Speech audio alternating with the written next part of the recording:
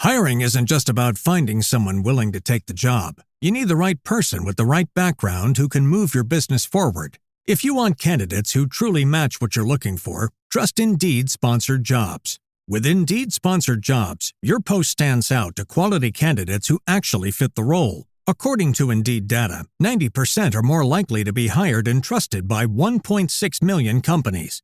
Spend more time interviewing candidates who check all your boxes. Less stress, less time, more results. Now, with Indeed-sponsored jobs. And listeners of this show will get a $75 sponsored job credit to help get your job the premium status it deserves at Indeed.com/arts. Just go to Indeed.com/arts right now and support our show by saying you heard about Indeed on this podcast. Indeed.com/arts. Terms and conditions apply. Hiring? Do it the right way with Indeed. If you're a podcast host, listen up, this one's for you. My name is Allie Jackson. I'm the host of Finding Mr. Height, a dating and relationship podcast that I've been doing for 4 years now, sharing my positive and practical approach to dating that's built on my own life experience. And I wanted to share another experience that I've had, my secret behind monetizing my show. It's called Red Circle, and I was just telling my colleague about how much I love their platform. With Red Circle, not only am I getting a seamless hosting experience, but I also love the support I receive in ad sales. It's not just typical ad sales either. It's targeted opportunities based on my show and my life. And the platform is super simple. You just set your preferences and Red Circle matches you with sponsors that align with your show. You can vet every opportunity and their platform gives you great analytics. More recently too, my Red Circle team has brought me opportunities outside of my podcast on social media to really augment the podcast partnerships, bring them full circle. I just can't recommend them enough. If you want to give it a try, go to redcircle.com to get your free trial. That's redcircle.com for a free trial. Hey, History of Persia fans. Before Persia, another civilization controlled the Middle East, the very first civilization, the inventors of writing itself. From the clay tablets of ancient Mesopotamia come the oldest stories. The history and myth of the first Mesopotamians is the subject of the Oldest Stories podcast online at oldeststories.net. If you like ancient history, come check out the Oldest Stories after you listen to this episode. This show is a Hopful Media podcast production. Hello, everyone. Welcome to my podcast. I'm Trevor Cully, and this is a very special announcement. I will once again be presenting at Intelligent Speech Online in 2026. But wait, there's more. If you've been listening for a while, you know that I've made this announcement basically every year since 2023, but this time it's a little different. This time I will actually have one of the keynote presentation spots. That means 40 minutes with me taking center stage to talk about this year's theme, companions and rivals. Every speaker this year will explore the friends and opponents that changed the course of events, pushed people to greatness, and made or ruined armies and alliances. As always, that will include a series of roundtables or debates about the fierce rivalries and unlikely alliances that make history so fascinating. Personally, I settled on one of history's perennial frenemy dynamics, the autocrat and the oligarch, the man who would be king versus the small cluster of notables pulling the strings of the kingdom. The dynamic between the King of Kings and his nobles is one of the few constants in ancient Iran. Intelligent Speech is a veritable three-ring circus of content composed of 4 virtual rooms, running 40-minute sessions simultaneously, except for the keynotes. That's when I get to play ringmaster for half an hour, then do one big Q&A. In one of the rooms, the session consists of a roundtable discussion and Q&A with hand-selected panelists. In the regular sessions, it's a fascinating online personality who will present on a topic of their choice, followed by another Q&A. Intelligent Speech 2026 will take place on Saturday, February 28th, starting at 9 a.m. U.S. Eastern, 6 a.m. Pacific, and 2 p.m. GMT. You can watch it live and or catch all of the sessions on demand afterwards with the purchase of a ticket. Tickets are currently available at $20 with an early bird discount, but don't wait too long. That price is only available until December 31st. Again, that's Intelligent Speech, February 28th, 2026, 9 a.m. U.S. Eastern Time, $20 tickets for the rest of this year at intelligentspeechonline.com, and you can come see me present as a keynote speaker, which is just really, really cool. So go to intelligentspeechonline.com, or just check the link in the episode description. I really hope to see you all there.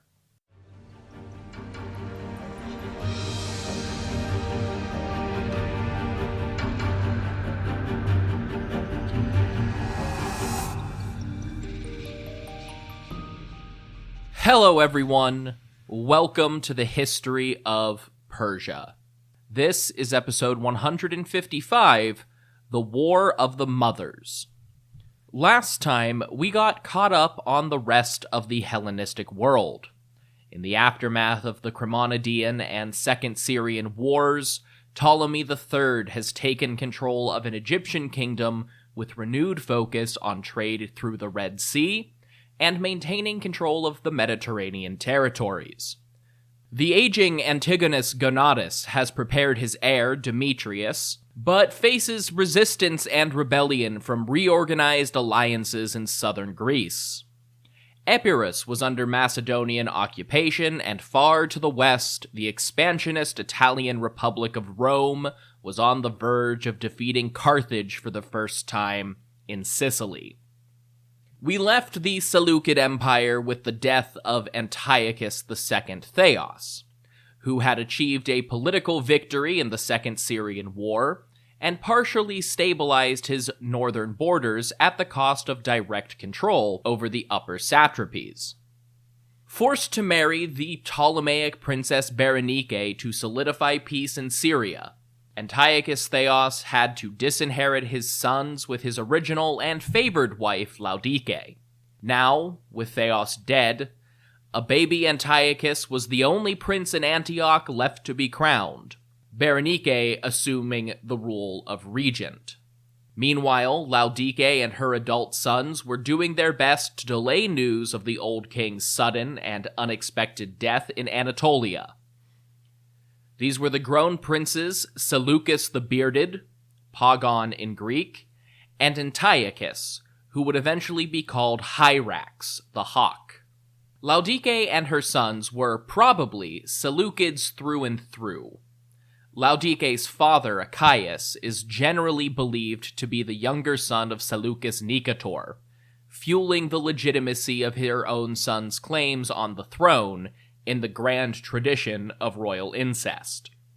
Of course, as both sons, but especially Pagon, were adults, unlike their infant half-brother, they were also just more capable of ruling for themselves, whereas Berenike's regency was looking an awful lot like a Ptolemaic takeover in the making to some Seleucid nobles, and geography only reinforced that perception. Laodike, Seleucus, and Antiochus Hyrax were all in Anatolia, where Laodike's father, brothers, and cousins had firmly entrenched themselves and their allies as the ruling class of newly fortified Hellenistic cities from the Aegean coast to the petty kingdoms of the northeast. Meanwhile, Berenike and Antiochus the baby were in Antioch, the de facto imperial capital, home of the royal necropolis and court, and most importantly, very close to two separate Ptolemaic borders in central Syria and Cilicia. Laodike's faction had legacy and personal legitimacy. Berenike's faction had all of the physical symbols of power, and both of them were already within reach of their most powerful backers and the associated armies. Or, to put all of that more bluntly, the Seleucid Empire was primed for a civil war with immense possibility to spiral directly into another Syrian war with the Ptolemies. But when we checked in with Egypt, they too had a new king. Ptolemy III Euergetes, the benefactor, was still distracted while consolidating Egyptian control over his wife, another Berenike's kingdom in Cyrenaica. Antiochus Theos' death was sudden and unexpected, so Ptolemy had to scramble in order to respond. Egypt and Macedon may also have been building toward another war. Egypt frequently sponsored rebel leaders in Greece, and the ongoing revolt in Corinth at this time was no exception. Still, despite any other mounting tensions, Cyrenaica was under his control, any conflict with the Antigonids could still be reined in, and the chaos in Seleucid territory provided excellent opportunities. Ptolemy could simultaneously install his sister as the queen regent of his most powerful neighbor, seize some territory, resolve the Syrian border dispute, and prove himself as a warrior king all in one campaign. So he started shifting Egyptian resources back to the Levant. Meanwhile, Laodike and her extended family in Anatolia promptly declared the young Seleucus Pagon to be their new king, hoping to get as much of the nobility on their side as possible before news of the old king's death could reach Antioch. As soon as it did, Berenike promptly declared Antiochus the Infant to be the new king instead. While Laodike's faction had Anatolia and a head start, Berenike had a firm grip on the capital district of Seleucis in northern Syria, with Antioch and the port of Seleucia Pieria. With those cities came the substantial military force that guarded the capital and hypothetically defended the empire from Ptolemaic invasion. Thus, Berenike struck first, sending a naval force from Seleucia north to raid the city of Soloi, one of the few Seleucid outposts still on the Cilician coast.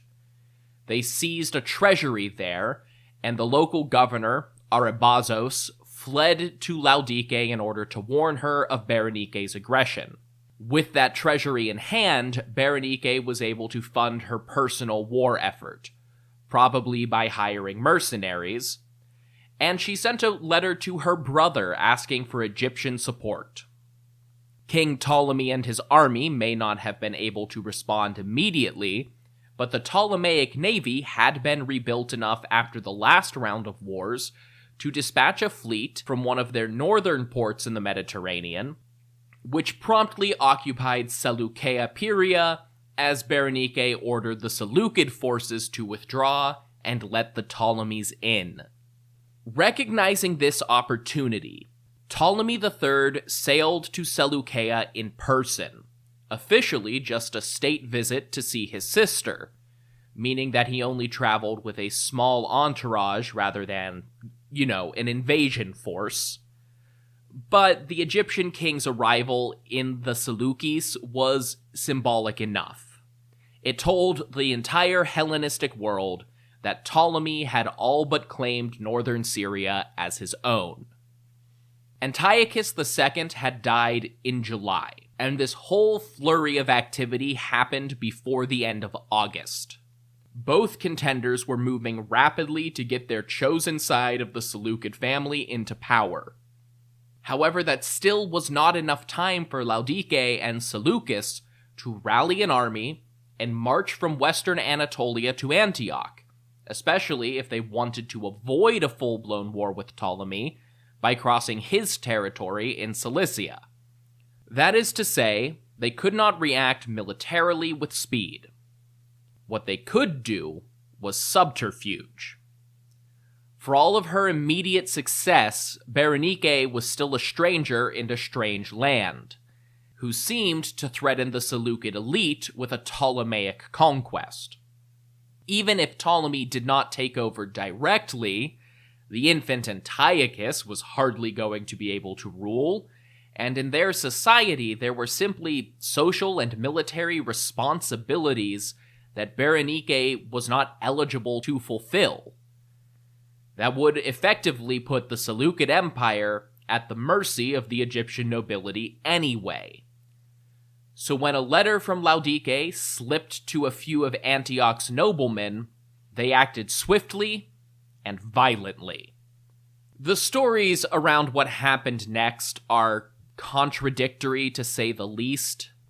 Some are clearly fantastical, placing historical figures into classic mythological motifs to tell their story, like one that presents Berenike mounting a chariot and chasing one of the court eunuchs around with spears in a bizarre parody of Achilles.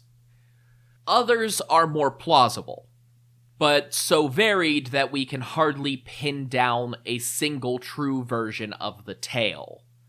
According to Justin, Berenike even caught wind of the plot and fled to the castle of Daphne, where she was then besieged by Seleucid forces. That one at least seems most unlikely, because everything else agrees that Seleucus was far away and Ptolemy was nearby. A siege would have failed. The basics that seem consistent across most versions are as follows.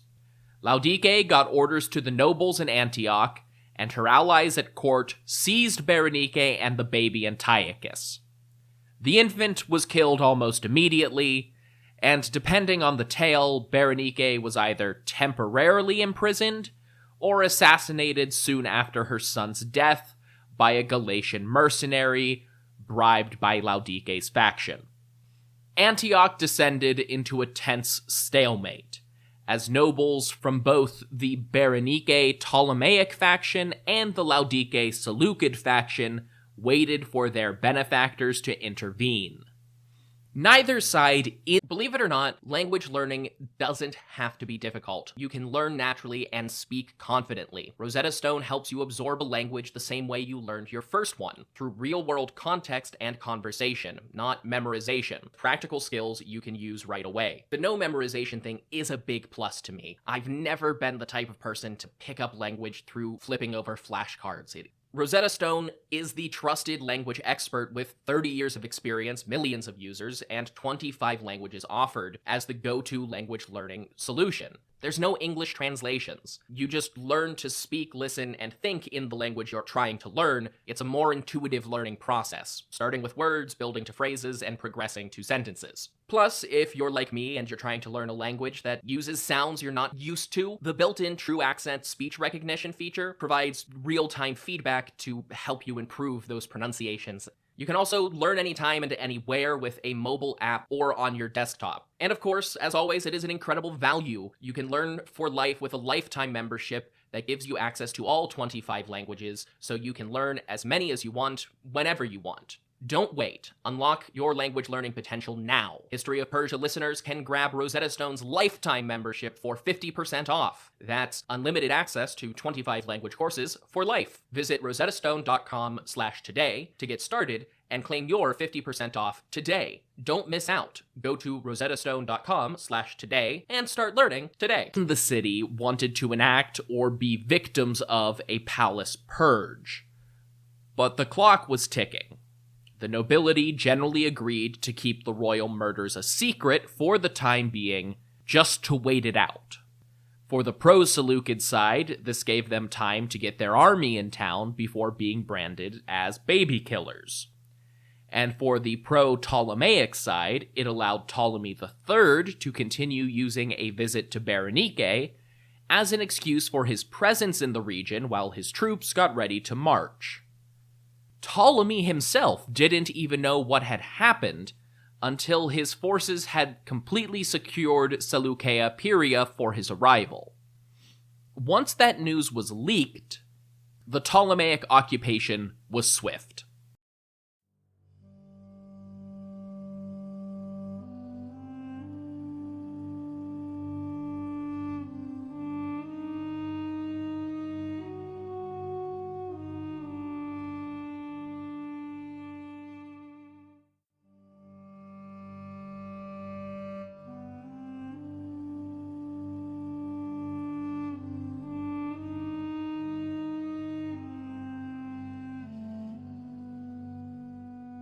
The Ptolemaic garrisons from Cilicia, Cyprus, and Phoenicia were all able to sail right into Seleucia with ease and begin spreading word of the murder in Antioch. With Laodike and Seleucus on the other side of the Taurus Mountains, there wasn't anybody organizing a resistance against the Ptolemaic incursion, and even if there had been, Berenike was already popular enough in the region that the army had seized Soloi and marshaled against Antiochus on her behalf. They had all committed treason, and the peasants and artisans just wanted to get as close to the harvest as possible before war broke out. So most of the cities in northern Syria just surrendered without a fight as Ptolemy advanced. This alone, without much fighting to speak of, was a devastating blow to the Seleucid Empire as a whole. A sizable contingent of their navy was permanently stationed in Seleucia. That was now Ptolemy's. The main elephant training park for the Western Empire was in Apamea in Syria. That was now in Ptolemy's hands too. The Seleucid mint at Abydos was now under Ptolemy's control, along with all of the bullion inside. It seemed that Ptolemy had won the Third Syrian War with barely so much as a skirmish. But he wasn't done yet. Unfortunately, there is some debate about what exactly Ptolemy did next. By the end of the summer in 246, he clearly controlled all of Syria, the whole Seleucid territories south of the Taurus Mountains and west of the Euphrates River. Different sources give different descriptions of just how far he pushed beyond those borders. We know that Ptolemy did not march north to face Seleucus directly. Why bother when he already controlled most of their fortified cities and valuable resources?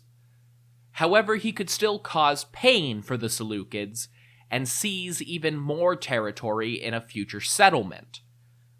So Ptolemaic forces crossed the Euphrates into northern Mesopotamia and started plundering. Now I have to clarify something, because even when I say modern historians, sometimes that is surprisingly up to date. Some modern historians have taken a very pessimistic view of this campaign, because for a long time our oldest sources for the conflict were Ptolemaic records that were clearly exaggerated propaganda. This includes John D. Granger's Rise of the Seleucid Empire, which takes the position that if Ptolemy's forces crossed the Euphrates at all, it was a minor raid in force, and he primarily just occupied Syria. But there are clearly some ancient and medieval chroniclers who just repeated Ptolemy's own exaggerated claims. Polyaenus, for example, says that Ptolemy went as far as India, clear exaggeration, even when compared to the Egyptian king's propaganda. However, suggesting that Ptolemaic troops barely left Syria flies in the face of several antique sources that clearly had more robust sources of their own than we do today. While poetry isn't the best possible source for something like this, the Roman poet Catullus references how Ptolemy lay waste to the borders of Assyria, aka northern Mesopotamia. The historian Appian, in his Syrian Wars, says that Ptolemaic forces marched as far as Babylon. The issue usually used to argue against this is that Ptolemy could not possibly have held Antioch and left so quickly, but a fun combination of sources might explain the strategy. Porphyrius of Tyre, a Neoplatonic philosopher and polemicist, included a commentary on the Book of Daniel in his text against the Christians. The church father St. Jerome also wrote a commentary on the Book of Daniel, and though it is framed as prophecy, the Book of Daniel does include a brief description of the Third Syrian War. So both Porphyrius and Jerome explained with more historical details. The two of them were pretty clearly working off of a shared source, as they mention almost identical information in the same order, but for now, the important part is that they name Ptolemy's general, a Spartan mercenary named Xanthippus of Lacedaemon, and it was this Xanthippus, not Ptolemy himself, who led the Mesopotamian invasion. Of course, we can now also just lay all of this to bed with a pretty definitive ancient source. A Babylonian chronicle dated to late autumn and early winter of 246-245 BCE, which describes this exact invasion. In defense of many relatively recent scholars that you will probably find who do not reference this obvious source of information, the Ptolemy III Chronicle was only formally published for the first time very recently, and translations were only unofficially released a couple of years ago. However, we can now tell a full story of Ptolemy's invasion of Mesopotamia, and it is surprisingly dramatic. Around mid-December 246, Ptolemaic forces, presumably led by Xanthippus, arrived at Seleucia on the Euphrates, which historians generally think is a Hellenistic name for the very ancient city of Sippar. The so-called chief guardian, possibly a ranking Seleucid general or a Babylonian title for the satrap or some sort of local governor, withdrew to Babylon and fortified himself inside the palace. Meanwhile, the Ptolemies besieged Seleucia. They remained there for a short time, a few weeks at most, before breaking off the siege and taking their assault further south, erecting siege engines against the walls of Babylon itself on the 9th of January 245 BCE. 4 days later, they assaulted Belet Nenua, a citadel on the western wall. The citadel's defenders abandoned their posts and withdrew to the palace, pursued by the Ptolemaic forces, who began cutting through Babylon's defenders and civilians. I just want to make the meaning of that clear. The Ptolemaic army not only besieged, but entered Babylon. And it does not stop there. The city seems to have fallen into split occupation for a few days, as the Seleucid defenders held their urban barricades in street-by-street fighting. The chronicle says that a representative of the Egyptian king arrived with reinforcements after 5 more days, bringing full heavy infantry equipment and pushing deeper and deeper into the city, all the way to the Esagila, Babylon's greatest and most renowned temple. Even after numerous plunderings over the centuries, this building was still full of treasures and offerings donated over the years and the various reconstructions. This was not simply a sack of the temple treasury, though. It was Xanthippus's opportunity to play Alexander. He performed several of the same rituals that Alexander the Great had when he first arrived in Babylon a century earlier. They still weren't done, though, and if we needed any further clarification that this was supposed to be more than just a raid, the Ptolemaic army threw open the gates of the city and started dragging their siege equipments down the streets of Babylon to assault the royal palace, once the home of Nebuchadnezzar and Cyrus and Darius and Alexander. The chief guardian of Babylon sent out some sorties to try and repel the attackers at the palace walls, but they were slaughtered by the Ptolemies. Then, around January 28th, a new army arrived. It was Seleucus, not the would-be king, but the city governor of Seleucia on the Euphrates. Once the siege of his city had broken off, this Seleucus realized that Babylon would be next. So he gathered whatever forces he could and marched down the river to relieve his allies. It did not go well. The army of Seleucus that went to Babylon was likewise slaughtered, and a detachment of Ptolemaic troops broke off from the siege of Babylon to return to a now undefended Seleucia, which they sacked. The siege of the Babylonian palace continued apace. Then, we just don't know. The tablet is broken. Hopefully, somebody will find the missing pieces in a different box in some museum someday. But until that happens, we will never know whether or not Xanthippus and the Ptolemaic army really did conquer and hold Babylon. And that is where we will pause our story for the time being.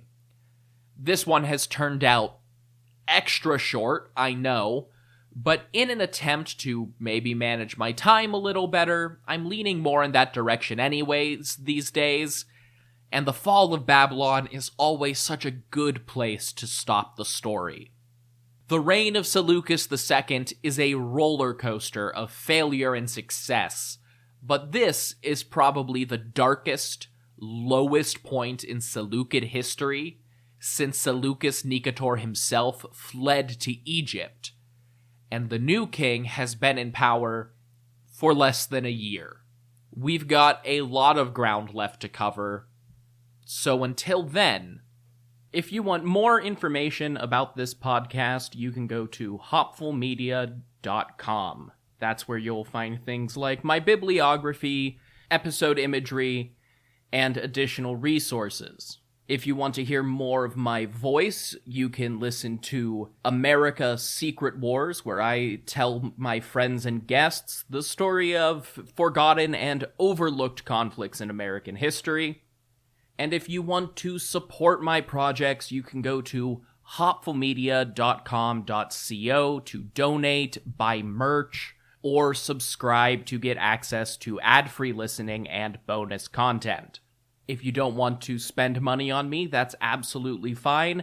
The best ways to support a project like this are to share on social media or leave reviews on your podcast app of choice. So review on Apple, rate on Spotify, and you can find me on Blue Sky at History of Persia and on Instagram at History of Persia Podcast. Until next time, thank you all so much for listening to The History of Persia.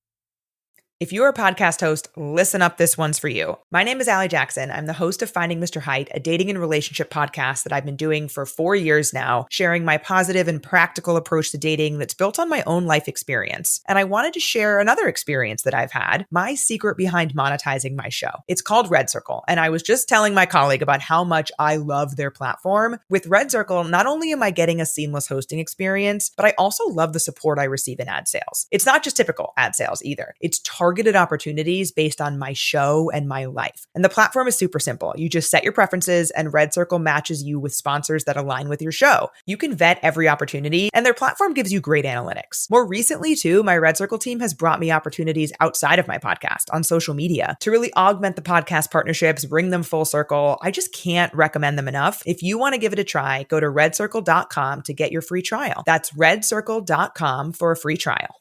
Hey, History of Persia fans. Before Persia, another civilization controlled the Middle East, the very first civilization, the inventors of writing itself. From the clay tablets of ancient Mesopotamia come the oldest stories. The history and myth of the first Mesopotamians is the subject of the Oldest Stories podcast online at oldeststories.net.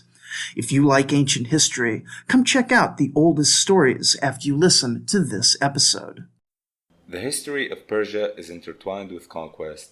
It began with conquest when Cyrus, king of a small city called Anshan, set out to build the greatest empire the world had ever seen.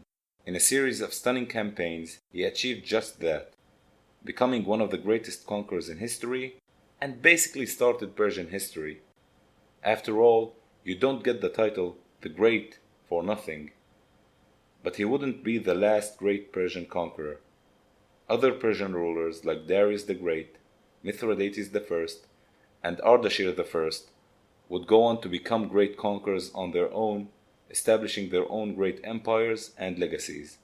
If you want to hear their story, and the stories of other great conquerors, many of whom are far less famous despite their great achievements, join me, Ramzi Shalah, on my podcast, The Conquerors Podcast, available on all platforms you listen through.